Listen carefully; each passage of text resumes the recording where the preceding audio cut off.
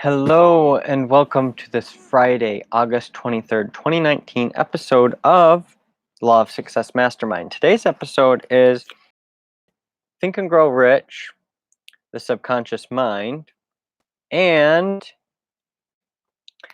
the and after the lesson and after the lesson visit with the author, Indecision from the Law of Success. We're going to start with that, and then we'll go to Think and Grow Rich. Appreciate you being here with me tonight. Here we go. Time. There's a skeleton time playing chess with a guy.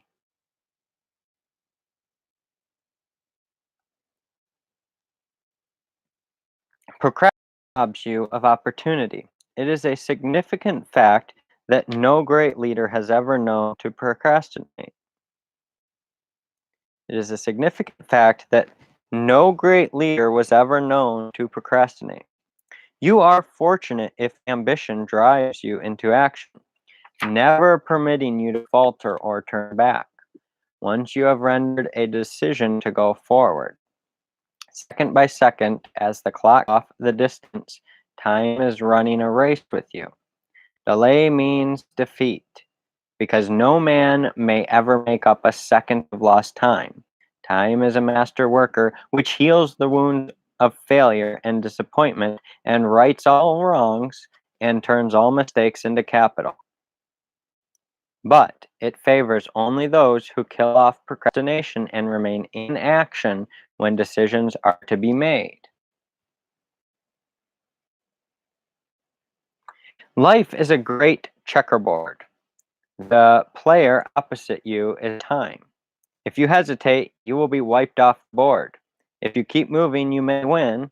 The only real capital is time, but it is capital only when used. You may be shocked if you keep accurate account of the time you waste in a single day. Take a look at the picture on the previous page if you wish to know the fate of all who play carelessly with time. The picture on the previous page tells a story of one of the chief causes of failure. One of the players is time, and the other is Mr. Average Man. Let us call him you. Move by move, time has wiped off Mr. Average Man's men until he is finally cornered, where time will get him, no matter which way he moves. Indecision has driven him into the corner. Ask any well-informed salesman, and he will tell you that indecision isn't the outstanding weakness of the majority of people.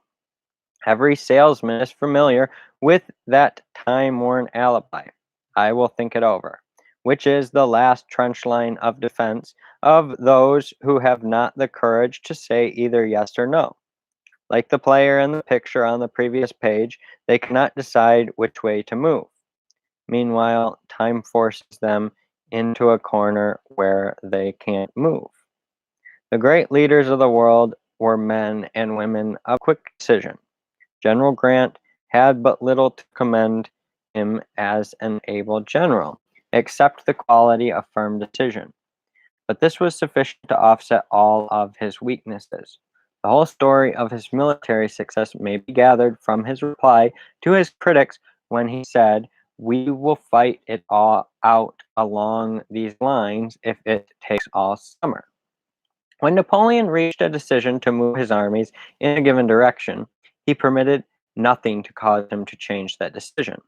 If his line of march brought his soldiers to a ditch, dug by his opponents to stop him, he would give the order to charge the ditch until it had been filled with dead men and horses sufficient to bridge it. The suspense of indecision drives millions of people to failure. A condemned man who once said that the thought of his approaching execution was not so terrifying, once he had reached the decision in his own mind to accept the inevitable. Lack of decision is the chief stumbling block of all revival meeting workers. Their entire work is to get men and women to reach a decision in their own minds to accept a given religious tenet. Billy Sunday once said, "Indecision is the devil's favorite tool." Andrew Carnegie visualized a great steel industry, but that industry would not be what it is today had he not reached a decision in his own mind to transfer that vision into reality. James J. Hill saw in his mind's eye a great transcontinental railway system, but that railway never would have become a reality had he not reached a decision to start the project. Imagination alone is not enough to ensure success. Millions of people have imagination and build plans that would easily bring them both fame and fortune, but those plans never reach the decision stage. Samuel Insull was an ordinary stenographer in the employ of Thomas A. Edison. Through the aid of his imagination, he saw the great commercial possibilities of electricity. But he did more than see the possibilities. He reached a decision to transform the mere possibilities into realities, and today he is a multimillionaire electric light plant operator. Demosthenes was a poor Greek lad who had a strong desire to be great, a great public speaker. Nothing unusual about that. Others have desired this and similar ability without living to see their desires realized. But Demosthenes added decision to desire, and despite the fact that he was a stammerer, he mastered this handicap and made himself one of the great orators of the world. Martin W. Littleton was a poor lad who never saw the inside of a schoolhouse until he was past 12 years old of age. His father took him to hear a great lawyer defend a murderer in one of the southern cities. The speech made such a profound impression on the lad's mind that he grabbed his father by the hand and said, "Father, one of these days I am going to become the ablest lawyer in America." That was a definite decision. Today, Martin W. Littleton accepts no fee under $50,000, and it is said that he is kept busy all the time. He became an able lawyer because he reached a decision to do so. Edwin C. Barnes reached a decision in his own mind to become the partner of Thomas A. Edison, handicapped by lack of schooling, without money to pay his railroad fee, and with no influential friends to introduce him to Mr. Edison. Young Barnes made his way to East Orange on a freight car and so thoroughly sold himself to Mr. Edison that he got his opportunity, which led to a partnership. Today, just 20 years since that decision was reached, Mr. Barnes lives at Bradenton, Florida, retired with all the money he needs. Men of decision usually get all that they go after. Well within the memory of this writer, a little group of men met at Westerville, Ohio, and organized what they called the Anti-Saloon League. Saloon men treated them as a joke. People generally made fun of them, but they had reached a decision. That decision was so pronounced that it finally drove the powerful saloon men into the corner. William Wrigley Jr. reached a decision to devote his entire business career to the manufacture and sale of a 5-cent package of chewing gum. He has made that decision bring him financial returns running into millions of dollars a year. Henry Ford reached a decision to manufacture and sell a popular priced automobile that would be within the means of all who wished to own it. That decision has made Ford the most powerful man on earth and brought travel opportunity to millions of people. All these men had two outstanding qualities: a definite purpose and a firm decision to transform that purpose into reality. The man of decision gets that which he goes after, no matter how long it takes or how difficult the task. An able salesman wanted to meet a Cleveland banker. The banker would not see him. One morning, the salesman waited near the banker's house until he saw him get into his automobile and start downtown. Watching his opportunity, the salesman drove his own automobile into the banker's, causing slight damage to the automobile. Alighting from his own car, he handed the banker his card, expressed regret on account of the damage done, but promised the banker a new car exactly like the one that had been damaged.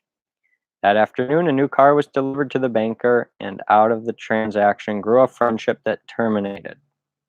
Finally, in a business partnership which still exists. The man of decision cannot be stopped. The man of indecision cannot be started. Take your own choice. Behind him lay the gray Azores, behind the gates of Hercules. Before him not the ghost of shores, before him only shoreless seas. The good mate said, now must we pray, for lo, the very stars are gone. Brave admiral, speak, what shall I say? Why say, sail on and on. When Columbus began his famous voyage, he made one of the most far reaching decisions in the history of mankind. Had he not remained firm on that decision, the freedom of America as we know it today would never have been known. Take notice of those about you and observe this significant fact that the successful men and women are those who reach decisions quickly and then stand firmly by those decisions after they are made. If you are one of those who make up their minds today and change them again tomorrow, you are doomed to failure. If you are not sure which way to move, it is better to shut your eyes and move in the dark than to remain still and make no move at all. The world will forgive you if you make mistakes, but it will never forgive you if you make no decisions, because it will never hear of you outside of the community in which you live. No matter who you are or what may be your life work, you are playing checkers with time. It is always your next move. Move with quick decision, and time will favor you. Stand still, and time will wipe you off the board.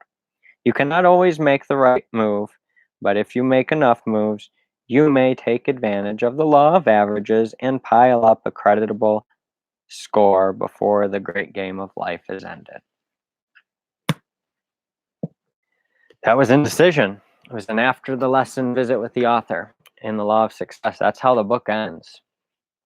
So now on to the subconscious mind and Think and Grow Rich. It's just a short little chapter, kind of like that after the lesson visit. So let's get into it.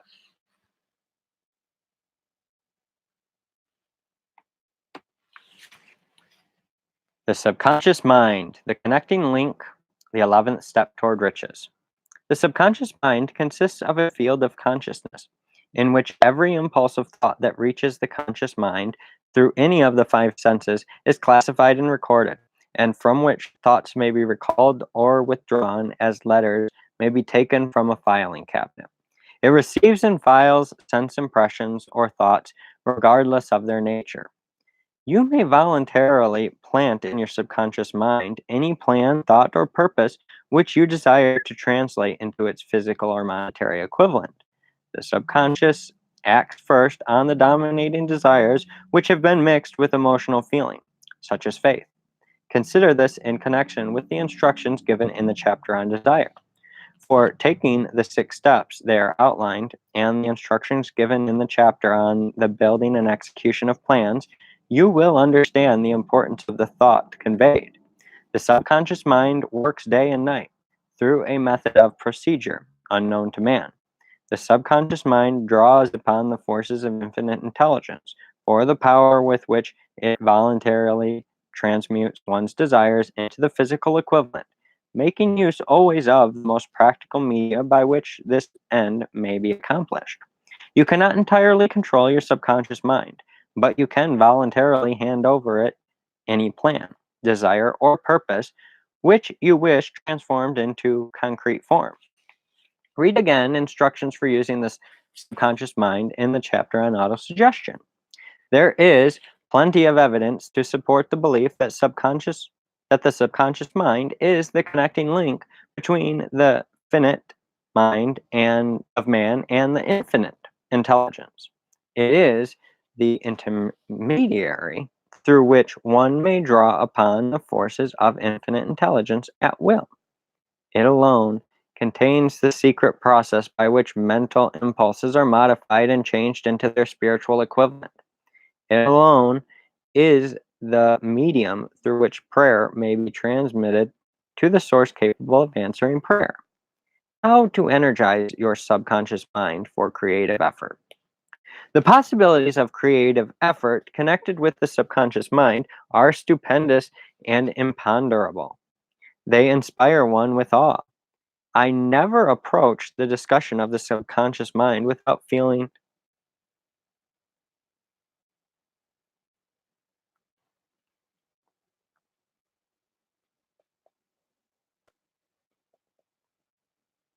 I never approach the discussion of the subconscious mind without a feeling of littleness and inferiority, due perhaps to the fact that man's entire stock of knowledge on this subject is so pitifully limited.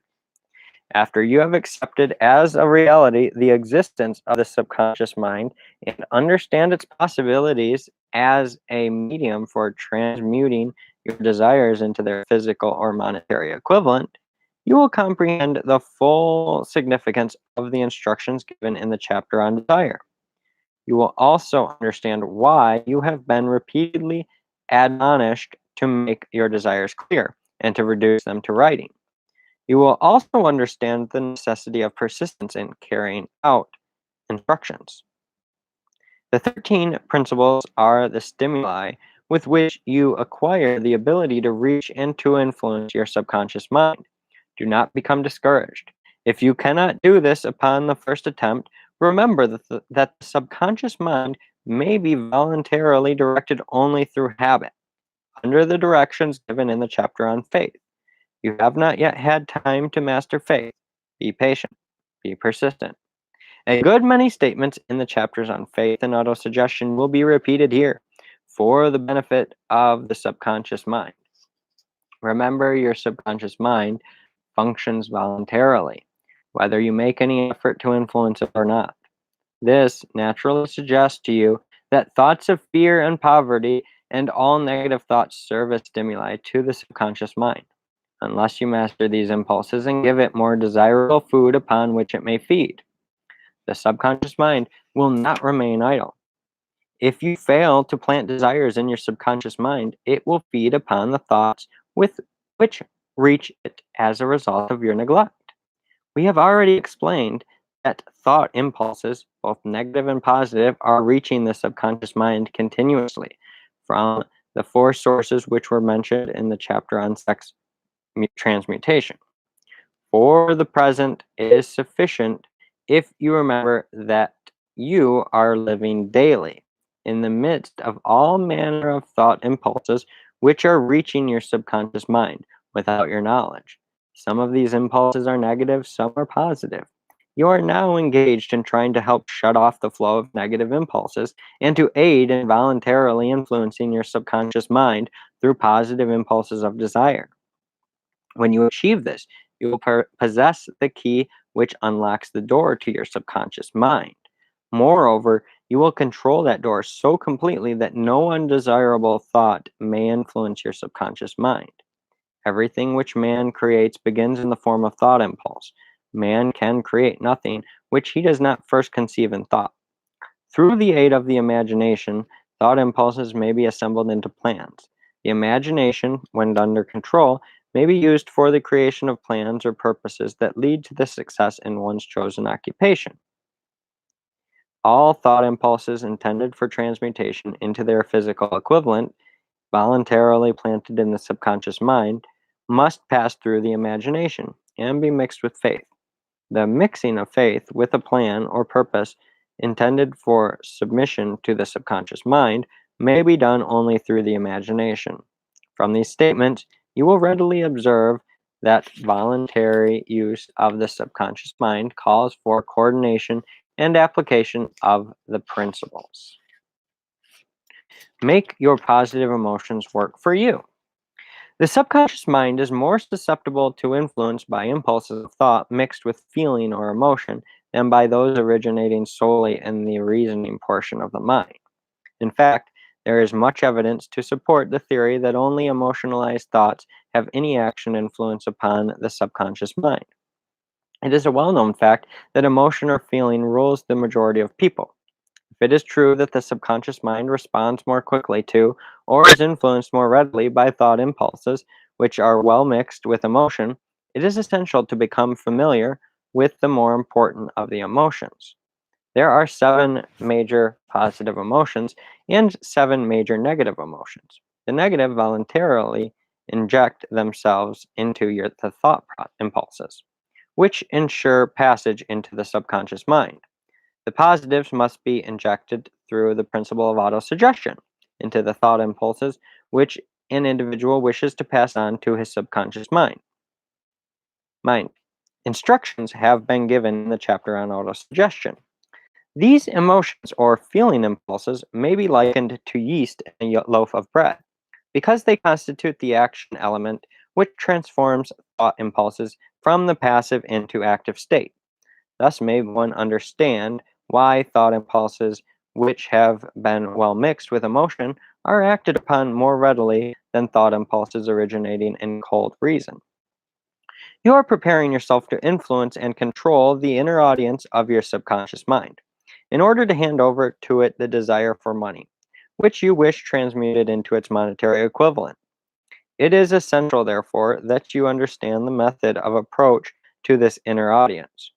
You must speak its language, or it will not heed your call. It understands best the language of emotion or feeling. Let us therefore describe here the seven major positive emotions and the seven major negative emotions so that you may draw upon the positives and avoid the negatives when giving instructions to your subconscious mind. The seven major positive emotions: the emotion of desire, the emotion of faith, the emotion of love, the emotion of sex, the emotion of enthusiasm, the emotion of romance, the emotion of hope. There are other positive emotions, but these are the seven most powerful and the ones most commonly used in creative effort. Master these seven emotions, they can be mastered only by use. And the other positive emotions will be at your command when you need them. Remember in this connection that you are studying a book which is intended to help you develop a money consciousness by filling your mind with positive emotions. The seven major negative emotions to be avoided: the emotion of fear, the emotion of jealousy, the emotion of hatred, the emotion of revenge, the emotion of greed, the emotion of superstition, the emotion of anger. Positive and negative emotions cannot occupy the mind at the same time. One of the other, one or the other must dominate. It is your responsibility to make sure that positive emotions constitute the dominating influence of the mind. Here the law of habit will come to your aid. Form the habit of applying and using the positive emotions. Eventually, they will dominate your mind so completely that the negatives cannot enter it. Only by following these instructions literally and continuously can you gain control over your subconscious mind. The presence of a single negative in your subconscious mind is sufficient to destroy all chances of constructive aid from your subconscious mind. The secret of effective prayer. If you are an observing person, you must have noticed that most people resort to prayer only after everything else has failed, or else they pray by ritual of meaningless words. And because it is a fact that most people who pray do so only after everything else has failed, they go to prayer with their minds filled with doubt and fear, with fear and doubt, which are the emotions the subconscious mind acts upon and passes on to infinite intelligence. Likewise, that is the emotion which infinite intelligence receives and acts upon. If you pray for a thing, but have fear as you pray that you may not receive it, or that your prayer will not be acted upon by infinite intelligence, your prayer will have been in vain. Prayer does sometimes result in the realization of that for which one prays. If you have if you have ever had the experience of receiving that for which you prayed, go back in your memory and recall your actual state of mind while you were praying, and you will know for sure that the theory here described is more than a theory. The method by which you may communicate with infinite intelligence is very similar to that which the vibration of sound is communicated by radio. If you understand the working principle of radio, you, of course, know that sound cannot be communicated until it has been changed into a rate of vibration which the human ear can detect. The radio sending station picks up the sound of the human voice and modifies it by stepping up the vibration millions of times. Only in this way can the energy of sound be communicated through space. After this transformation has taken place, the energy, which originally was in the form of vibrations of sound, is carried to radio receivers, and these receiving sets reconvert that energy to its original rate of vibration, so it's recognized as sound.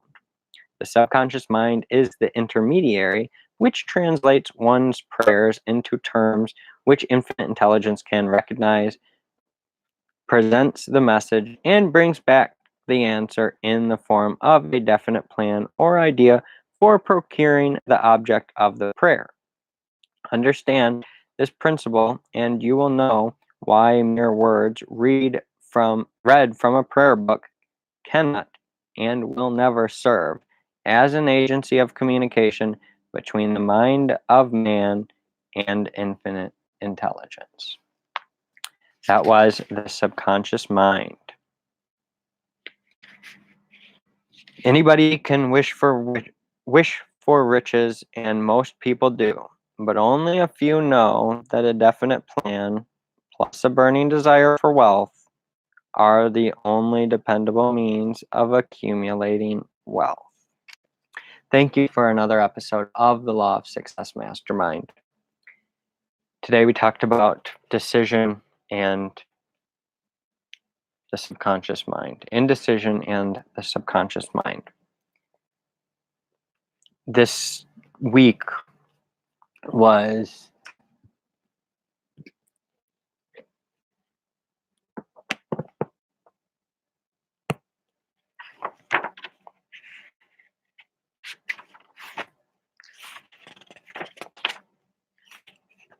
okay, so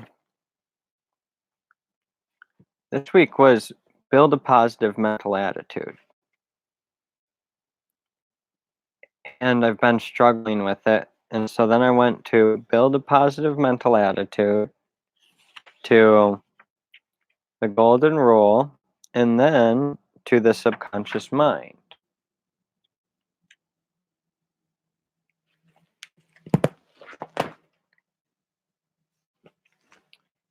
I think we can all agree that we all need to work on having a more positive mental attitude.